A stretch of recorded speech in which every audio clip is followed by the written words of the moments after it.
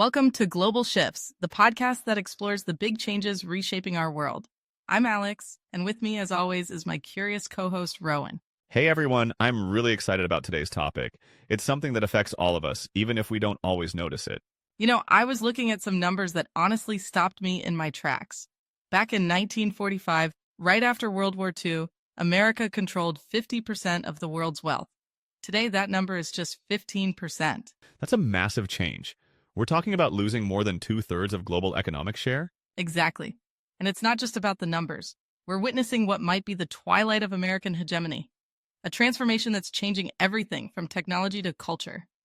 Maybe we should clarify what we mean by hegemony for our listeners. Good point. Think of it as being the dominant power that sets the rules of the game for everything from international trade to popular culture. But that dominance is shifting in fascinating ways. I hear China plays a big part in this story. Absolutely.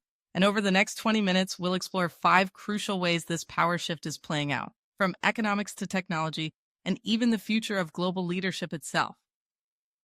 Let's dive into what this economic shift really means. You know how we mentioned that drop from 50 to 15% of global GDP? Well, there's a fascinating story behind those numbers. I'm still trying to wrap my head around that scale of change. What actually caused such a dramatic shift? Well, if we had to pick a watershed moment, it would be 2008. The financial crisis didn't just shake Wall Street, it shook the world's faith in the American economic model. Right? The subprime mortgage crisis? That was when everyone realized the supposed experts didn't have all the answers? Exactly. And here's what's really interesting. That crisis triggered something bigger. Countries started asking themselves whether they should be so dependent on the US dollar and American financial systems. I've been hearing about countries trading in other currencies lately. Is that related? Absolutely. We're seeing more countries conducting trade in their own currencies. Brazil and China doing deals in yuan instead of dollars.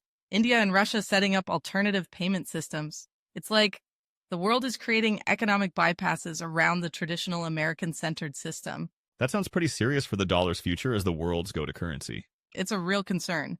But here's something that might surprise you. The US dollar still makes up about 60% of global foreign exchange reserves. But that's down from 70% just 20 years ago. So it's still dominant, but the trend is clear? Precisely. And there's another layer to this that's really fascinating. Digital currencies are starting to shake things up even more. Central banks around the world are developing their own digital currencies, which could eventually challenge the dollar's dominance in ways we couldn't imagine before. Wait, are we talking about things like Bitcoin? Not exactly. I'm talking about digital versions of traditional currencies backed by central banks. China's already testing its digital yuan in several cities. It's like they're playing chess while many Western nations are still setting up the board. But surely the US economy is still incredibly powerful, right?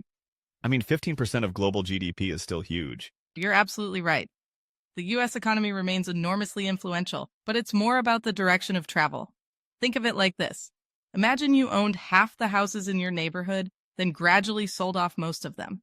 You'd still be a major property owner, but you wouldn't have the same influence over community decisions anymore. That's a great way to put it.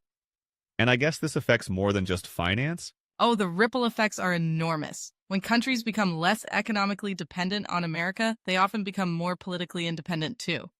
They might start looking to other powers for leadership on global issues. Like climate change or international trade? Exactly. And speaking of trade, there's something really important happening that most people don't realize. Many emerging markets are now trading more with China than with the US.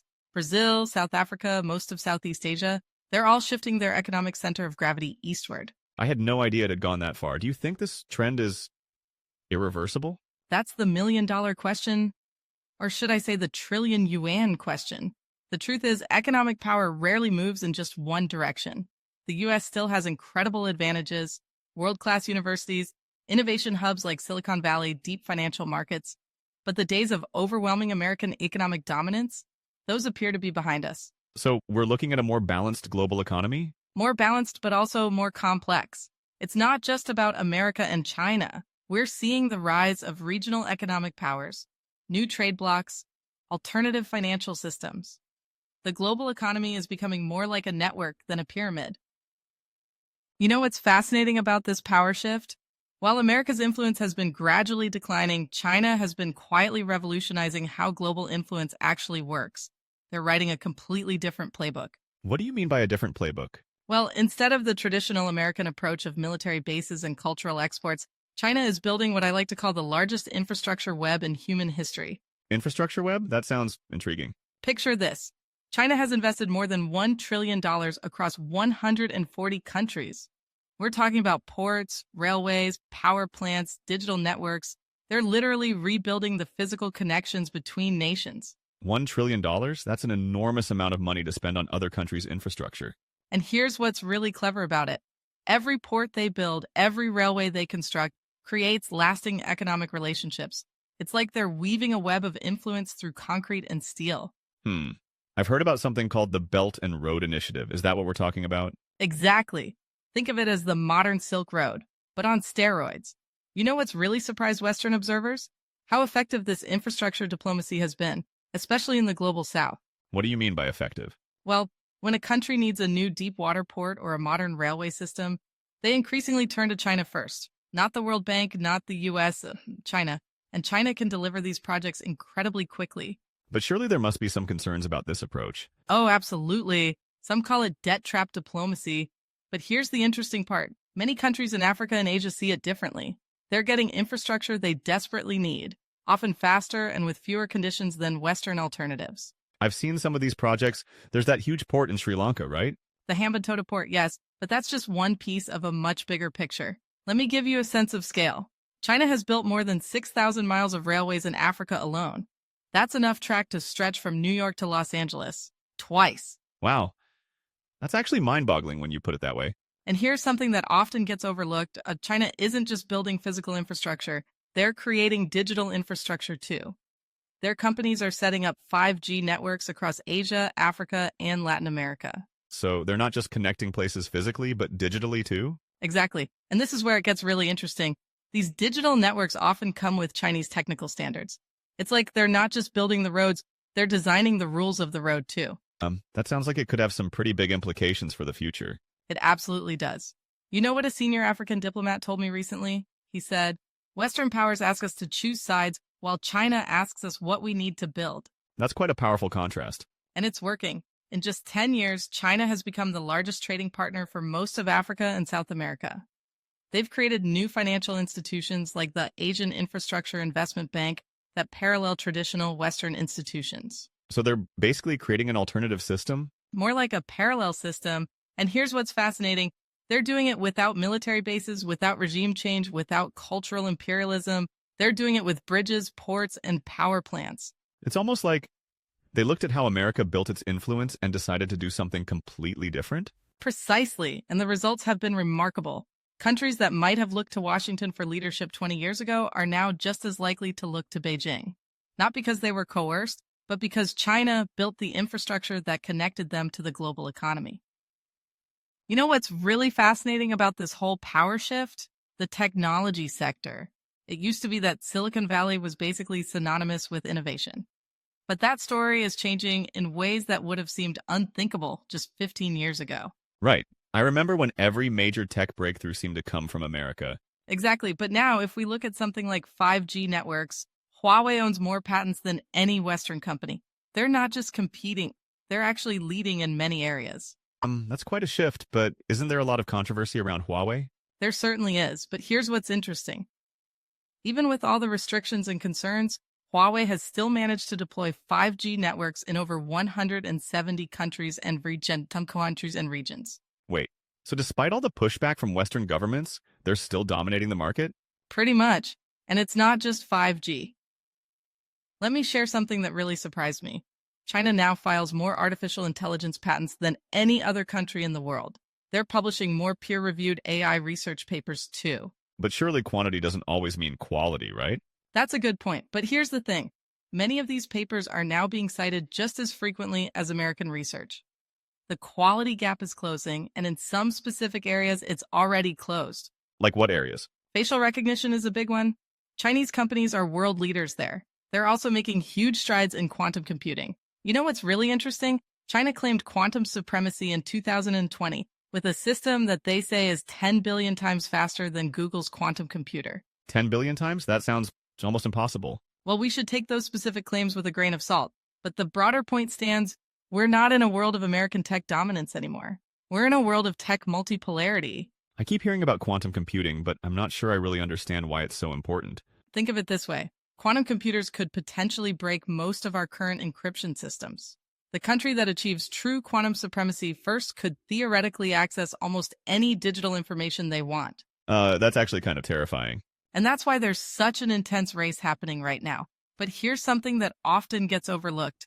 It's not just a two-horse race between America and China. The European Union, Japan, South Korea, they're all making significant advances in different areas of tech. So we're looking at a much more complex technological landscape? Absolutely. And you know what's really interesting? We're starting to see different tech ecosystems emerge. China has its own social media platforms, payment systems, search engines, completely parallel to Western ones. Like WeChat instead of WhatsApp? Exactly. And in many ways, these Chinese platforms are actually more advanced. WeChat isn't just a messaging app, it's a payment platform, a social network, a gaming platform, even a government services portal. It's like combining WhatsApp, PayPal, Facebook, and your local government website all in one. That's pretty impressive. But doesn't this split into different tech ecosystems create problems? It absolutely does. We're seeing what some people call the splinternet, the fragmentation of the global internet into different spheres of influence. And this has huge implications for everything from business to international relations. Sounds like we're moving away from the idea of one global internet. We are. And here's what makes this so significant. Technology isn't just about convenience anymore, it's about power. The countries that lead in artificial intelligence, quantum computing, and biotechnology will have enormous advantages in the 21st century. So this isn't just about who makes the best smartphones anymore? Not at all. We're talking about who controls the fundamental technologies that will shape our future. And right now, that control's up for grabs in a way it hasn't been since the dawn of the digital age. You know, there's another fascinating aspect to this power shift that we haven't touched on yet, the changing landscape of cultural influence. Remember when American pop culture was pretty much the only game in town? Oh yeah, Hollywood movies, American TV shows, blue jeans, they were everywhere. Right. But now, let's look at something really interesting. The most viewed entertainment show in 2024 wasn't American, it was a South Korean drama. K-dramas have become huge, haven't they? And don't even get me started on K-pop. It's remarkable. BTS videos get more global views than many American pop stars. But here's what's really fascinating. It's not just about entertainment. It's about cultural narratives and values, too. What do you mean by cultural narratives? Well, for decades, the American story, democracy, free markets, individual success, was the story everyone wanted to be part of. But now we're seeing different stories gaining traction. Like what? Take Bollywood, for instance. Their films often emphasize family values and collective success over individual achievement, and they're reaching massive audiences across Asia and Africa. Chinese period dramas are another example. They're offering a completely different historical perspective. I've noticed Netflix has way more international content than it used to. And that's not by accident. Global audiences are demanding more diverse content. You know what's really interesting? In Africa, Chinese news networks are now more widely available than American ones. Really? I had no idea Chinese media had that kind of reach. They've invested heavily in it. But here's something even more surprising. Young people in many developing countries now look to places like Seoul or Mumbai for cultural inspiration as much as they do to New York or Los Angeles. I guess that explains why I'm seeing so many Korean beauty products everywhere. Exactly. And social media has accelerated this trend. TikTok, a Chinese-owned platform, has completely changed how culture spreads. It's democratized cultural influence in ways we've never seen before. So it's not just about America exporting its culture anymore? Not at all. We're seeing what I call cultural multipolarity. Japanese anime, Turkish soap operas, Nigerian Nollywood films, they're all finding global audiences, and each brings its own worldview, its own values. But surely American culture is still pretty influential? Oh, absolutely. Marvel movies still dominate box offices worldwide. But there's a crucial difference. American culture is now just one voice in an increasingly crowded conversation. You mentioned values earlier. How does that play into all this? That's where it gets really interesting. For decades, American soft power was built on this idea that everyone wanted to live the American dream. But now, many countries are defining success differently. Different how? Well, take China's emphasis on collective prosperity over individual wealth, or South Korea's combination of high-tech modernity with traditional values. These alternative models are becoming increasingly attractive to many countries. So it's not just about entertainment, it's about different ways of seeing the world? Precisely. And here's what fascinates me. These cultural shifts often predict economic and political shifts. When people start watching your movies and listening to your music, they often start buying your products and considering your worldview too. So culture is kind of like the advanced guard of influence? Exactly. And in a world where social media can make something go viral globally overnight, cultural influence can shift faster than ever before. The days when American culture could dominate simply because it had the biggest megaphone, those are over. As we look to the future, there's this fascinating debate happening among experts about whether American influence can bounce back or if this decline is, well, inevitable. I imagine there are strong views on both sides? Absolutely. The renewalists, as they're called, point to some really interesting possibilities. They argue that with the right domestic reforms and smart international engagement, America could write its next chapter. What kind of reforms are we talking about? Well, there's this ambitious infrastructure plan that's been proposed. We're talking about modernizing everything from bridges to broadband. The argument is that you can't lead globally if you're crumbling at home. Makes sense. But isn't that going to be incredibly expensive? That's where it gets interesting. The renewalists argue that America's debt to GDP ratio actually gives it room to make these investments. You know what they keep pointing to? The 1950s and 60s, when major infrastructure projects helped cement American leadership. Hmm. But the world was very different then, wasn't it? That's exactly what the declinists say. They argue that structural changes in the global order make American renewal, well, pretty much impossible. They point out that you can't put the multipolarity genie back in the bottle. So it's not just about what America does, but about how the rest of the world has changed? Precisely. But here's something fascinating. Some experts are suggesting a third way. They're saying America needs to reimagine what leadership looks like in a multipolar world. What would that look like? Think less about dominance and more about being first among equals. You know what really struck me? There's this new proposal for America to lead on climate technology innovation, but through international partnerships rather than going it alone. That sounds more collaborative than the old approach. And that's exactly the point.